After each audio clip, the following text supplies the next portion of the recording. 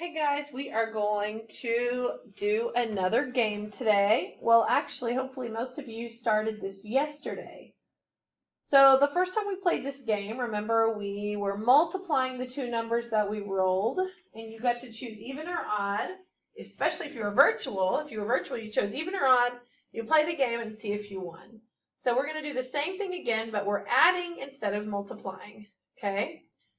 If you're home alone, you're just playing this game alone, okay? So yesterday you were supposed to go to Toy Theater, choose dice, choose the number, which is 2, choose regular, and then we roll our dice, right? So if I do this,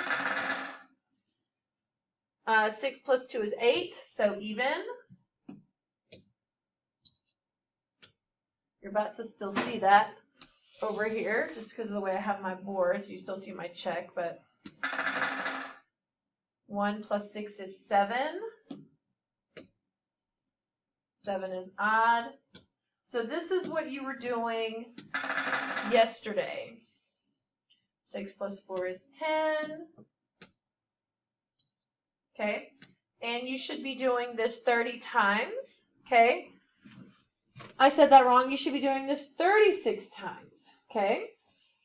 So yesterday, once you did that, you should have added your evens. Put that evens over 36. Possibly simplify if you can.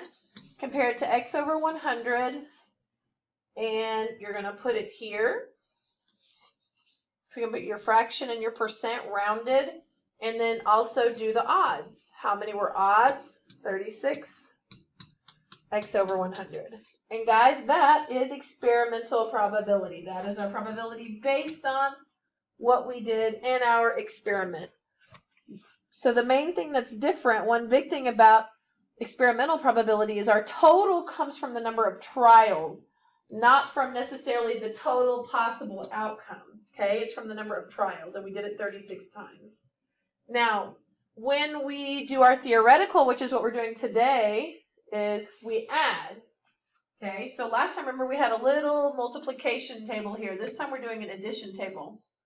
So I could get a 1 and a 1, which makes 2. So that's our smallest value, all the way to 6 plus 6, which is 12, right?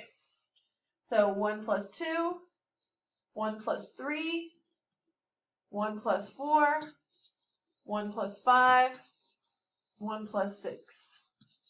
Okay, 2 plus 1, 2 plus 2, and you are going to complete this table just like that.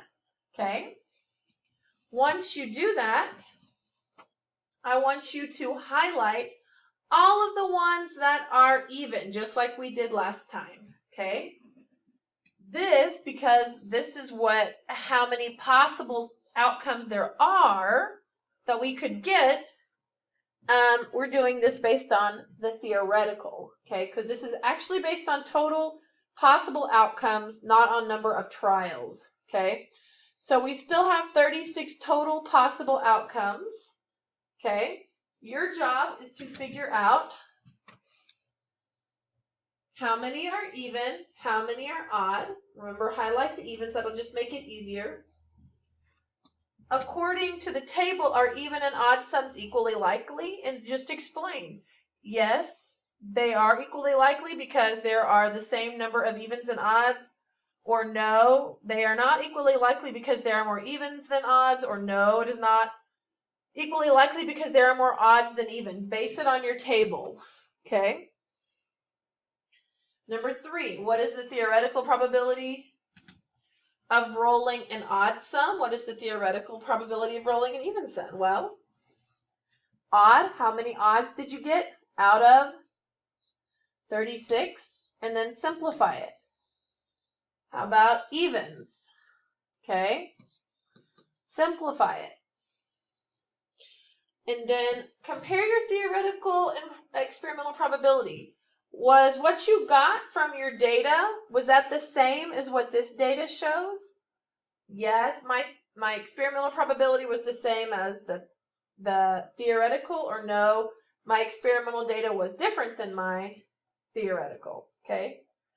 And then, do you think this is fair? And I want you to explain why. And that is how you complete this lab. So hopefully you have half of it done today. Upload a picture of your work to receive credit on this, okay?